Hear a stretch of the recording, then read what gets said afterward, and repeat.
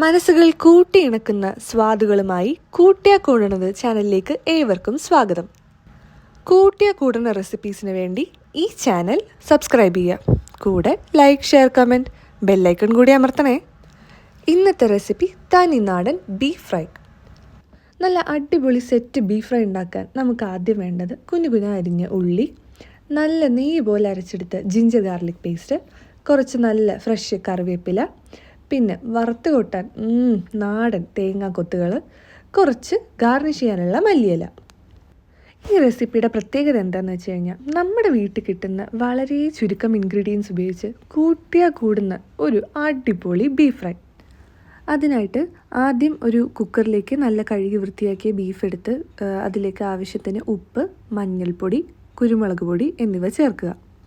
ഒട്ടും വെള്ളം ചേർക്കാതെ ഒരു 10 to 12 വിസിൽ വരെ കുക്കറിൽ വെച്ച് നന്നപോലെ വേവിച്ചെടുക്കുക. അപ്പോൾ ഇതുപോലെ കിട്ടും. എന്നിട്ട് ഒരു പാൻ എടുക്കുക. അതിലേക്ക് കുറച്ച് നല്ല നാടൻ വെളിച്ചെണ്ണ, ഇത്തിരി പെരുംജീരകം, അരിഞ്ഞു വെച്ച സവാള, കറിവേപ്പില ഇതെല്ലാം ചേർത്ത് നന്നായിട്ട് ഒന്ന് വഴറ്റിയെടുക്കുക. ഞാനിവിടെ യൂസ് ചെയ്തിരിക്കുന്നത് വലിയുള്ളിയാണ്. നിങ്ങൾക്കിനി ചെറിയ ഉള്ളി കിട്ടാനുണ്ടെങ്കിൽ അതാണ് ഏറ്റവും ബെസ്റ്റ് ഓപ്ഷൻ. ഇനി ഉള്ളി ഒന്ന് പെട്ടെന്ന് വാടി കിട്ടാൻ വേണ്ടിയിട്ട് നമുക്ക് ലേശം ഉപ്പ് ചേർക്കാം. ഉപ്പ് ചേർത്തൊന്ന് വഴറ്റി കഴിഞ്ഞാൽ പെട്ടെന്ന് ഉള്ളി റെഡിയാവും. ഉള്ളി ഒന്ന് ബ്രൗൺ ആയി തുടങ്ങിക്കഴിഞ്ഞാൽ ഇനി അടുത്ത നമ്മുടെ സ്റ്റെപ്പ് എന്ന് പറയുന്നത് ginger garlic paste. 2 table spoon ginger garlic paste നന്നായിട്ട് ആഡ് ചെയ്യുക. ഒന്ന് നല്ലപോലെ ഇളക്കി സോട്ട് ചെയ്തെടുക്കുക. ഇനി നമുക്ക് വേഗം ആവശ്യത്തിന് പൊടികൾ ചേർക്കാം. മുളക് പൊടി 1 ടേബിൾ സ്പൂൺ, മല്ലിപ്പൊടി 2 ടീസ്പൂൺ, പിന്നെ ആവശ്യത്തിന് ഗരം മസാല, പിന്നെ കുറച്ച് മീറ്റ് മസാല ഓപ്ഷണൽ മാത്രമാണ് കേട്ടോ. ഗരം മസാലയും മുളക് പൊടിയും മല്ലിപ്പൊടി ഉണ്ടെങ്കിൽ തന്നെ ഓക്കെയാണ്.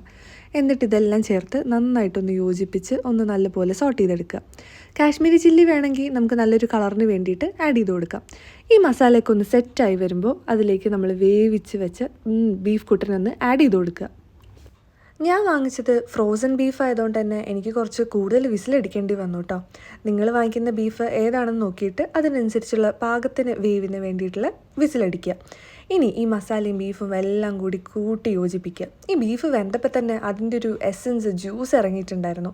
ആ വെള്ളം ഇത്തിരി യൂസ് ചെയ്തിട്ടുണ്ട് ഞാനിതിൽ. എല്ലാം നന്നായിട്ട് കൂട്ടി യോജിപ്പിക്കുക. ഇപ്പോൾ നമ്മുടെ 80% ഓഫ് വർക്ക് കഴിഞ്ഞു.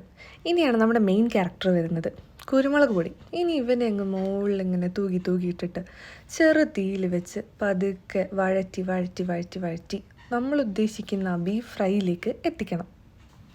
ഇനി നമുക്ക് സൈഡിൽ ചെറിയൊരു പരിപാടി ചെയ്യാം. ഒരു പാൻ എടുത്ത് കുറച്ച് പച്ച വെളിച്ചെണ്ണ ഒഴിച്ച് നമ്മൾ കുഞ്ഞാന്ന് കട്ട് ചെയ്ത് വെച്ച് ആ തേങ്ങാക്കൊത്തൊക്കെ ഉണ്ടല്ലോ അതൊന്നിട്ട് പതുക്കെ ഒന്ന് സോട്ട് ചെയ്തെടുക്കാം. എങ്ങനെ? പതുക്കെ. തീ കൂട്ടി വെച്ച് കരിക്കരുത്. ചെറു തീയിൽ വെച്ച് തേങ്ങാക്കൊത്ത് പതുക്കെ ആവണം. അപ്പുറത്ത് ബീഫും പതുക്കെ എങ്ങനെ ആവട്ടെ. എല്ലാം സ്ലോ കുക്കാണ്. ഇനി ബ്രൗൺ കളറായ തേങ്ങാക്കൊത്തിനെ എടുത്ത് ബീഫിൻ്റെ മണ്ടയിലോട്ടൊന്ന് തട്ടിക്കൊടുക്കുക. എന്നിട്ട് മൊത്തത്തിലൊന്ന് നന്നായിട്ട് ഇളക്കി യോജിപ്പിച്ച് സെറ്റാക്കുക. എന്ത് പറയാനാ, ഇത്രയും പണി ഒരുമിച്ചെടുത്ത ക്ഷീണത്തിൽ ഞങ്ങളൊരു ഓറഞ്ച് ജ്യൂസ് അങ്ങ് കുടിച്ചു. ബീഫ് അപ്പുറത്താവുന്നുണ്ട്. അങ്ങനെ ഫൈനലി നമ്മുടെ ആ ഒരു ഡാർക്ക് കളറിലുള്ള ബീഫ് ഫ്രൈ റെഡി ആയിട്ടുണ്ട്. എന്നാൽ ഞങ്ങൾ പോയി കഴിക്കട്ടെ.